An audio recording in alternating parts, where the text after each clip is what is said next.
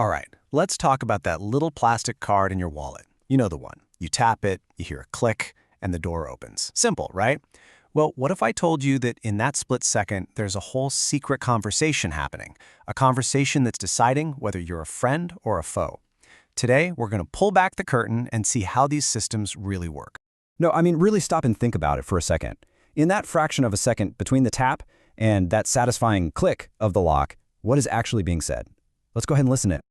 So to understand that conversation, you have to start with the very first question any security system asks, which is basically, are you who you say you are? And it turns out that every system, I don't care if it's your office door or a high-security bank vault, is built on three fundamental ways of proving your identity. To confirm it's really you, the system is looking for one or more of these three things. First, there's something you have. That's your physical key card or maybe your phone. Then there's something you know, like a PIN number or a password. And finally, something you are, a unique part of you, like your fingerprint. But hang on, because here's where a ton of people get it wrong.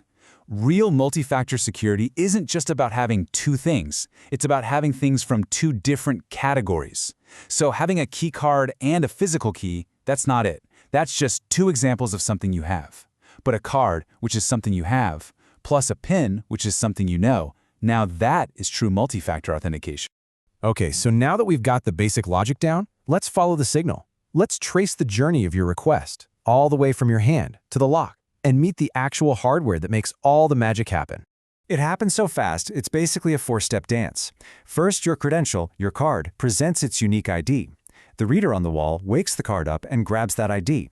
Then it zips that information over to the controller, which is the real brain of the operation. And finally, there's usually a server in the background managing the whole system and just keeping a log of who's coming and going.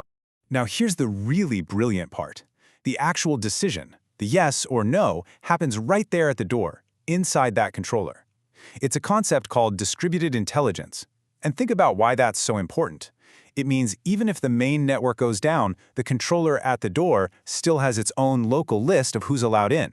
The doors just keep on working, which is exactly what you want, especially in an emergency. But let's go back to the card itself for a second, because let me tell you, not all cards are created equal, not even close. The technology inside them has changed so much, and that whole evolution tells this amazing story about the constant cat-and-mouse game of security. You know those classic prox cards? They're still incredibly common, and honestly, they're kind of terrifying.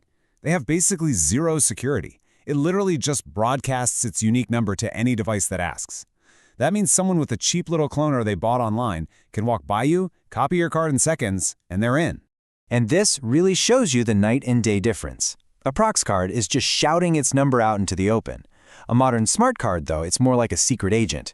The reader gives it a secret challenge, like a question, and the card has to give back a unique encrypted answer. It's a secure handshake, not a public announcement, and that makes it incredibly difficult to copy. Okay, so having a smart card is a huge step up, but that's only half the battle, right? The conversation happening between the reader on the wall and that controller brain in the closet, that's another place where things can go wrong. For years, the old industry standard for that communication was something called Wiegand. And it has this one massive, glaring flaw. It's completely unencrypted. It's the digital equivalent of shouting your password across a busy airport. Someone can literally just tap into the wires and sniff the data as it goes from the reader to the controller. That's why the modern standard, OSDP, is such a game changer. First off, it's encrypted, so that shout becomes a secure whisper. And it's bidirectional. It's a two-way street. That means the controller can constantly check in on the reader to make sure it's okay and hasn't been tampered with. It's just a huge leap forward in security. So, we've secured the card, and we've secured the wire connecting everything. We're feeling pretty good. But what if we get rid of the card altogether? What about using the ultimate key, you? Well, biometrics are amazing, but they come with a totally different set of challenges. Here is the single most important thing you need to get about biometrics. Unlike a password, which is either 100% right or 100% wrong, a biometric system doesn't deal in absolutes. It's all about probability. It measures your fingerprint, compares it to the one on file, and then calculates a score. It's basically asking, how likely is it that this is a match? And because it's a judgment call, sometimes it gets it wrong. And it can mess up in two very different ways. First, you've got a false rejection. That's when the system denies someone who should get in. The CEO gets locked out. Okay, that's annoying, it's an inconvenience. But the other one, that's a false acceptance. That's when the system lets an imposter in, the spy gets in. And that's a catastrophic failure. It's way, way worse. So this is why the experts are always focused on something called the crossover error rate, or CER. You can think of it as the system's perfect balance point, where the risk of locking out the CEO is exactly equal to the risk of letting in the spy.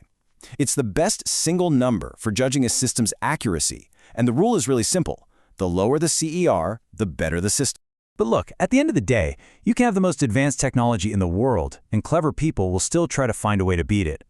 That's why truly great security isn't just about the hardware. It's also about using smart software rules and understanding a few real-world tricks of the trade. Take Anti-Passback, for example. It's a brilliant little software rule made to stop one of the oldest tricks in the book. You know, where you swipe your card to get in and then you just hand it back to your friend behind you. Well, this rule kills that.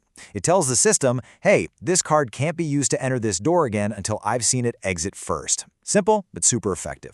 And here's another little tip straight from the pros who install these things. You can have the best reader on the market, but if you mount it directly onto a metal door frame or wall, that metal can actually interfere with the radio signal and literally cut your read range in half. It's a simple physics problem, but it has a massive impact on how well your system actually performs day to day. So when you step back and look at it, we've gone from these simple, clonable cards to these complex, encrypted conversations, all the way to using our own bodies as our keys. The technology is moving so fast. And that leaves us with a final and pretty important question to think about. As our keys become our phones, our faces, and our fingerprints, where exactly do we draw the line between keeping ourselves secure and protecting our own privacy?